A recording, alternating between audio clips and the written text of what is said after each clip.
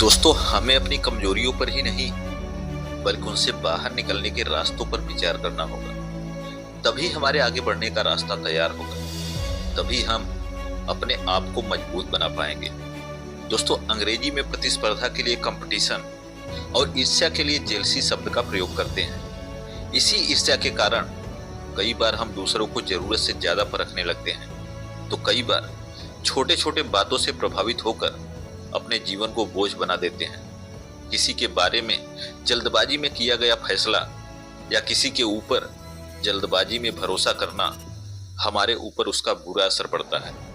Motivational speaker Rajiv बीज कहते हैं, जो जैसा है उसे वैसा ही रहने दे। आप अपनी जिंदगी जिए, आप अपने ऊपर भरोसा करते हुए आगे बढ़े। इस दुनिया में हर एक इंसान को आगे बढ़ने का अधिकार है। याद रखना, जिसके आगे बढ़ने में सहजता होती है उसका रिजल्ट भी सुखद होता है। किसी को गिराकर या काट कर आगे बढ़ने का विचार सुखद नहीं होता।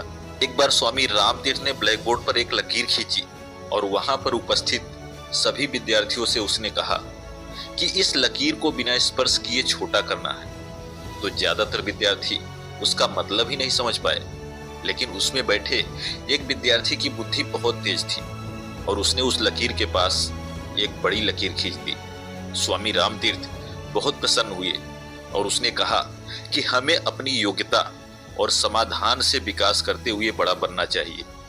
दोस्तों, हम अपने दुखों से नहीं, दूसरों के सुख से ज्यादा परेशान होते हैं, पर कई बार हम ज्यादा ही परेशान हो जाते हैं। जरूरत खुद को काबू में रखने की होती है, लेकिन हम दूसरों को काबू करने में जुटे होते हैं।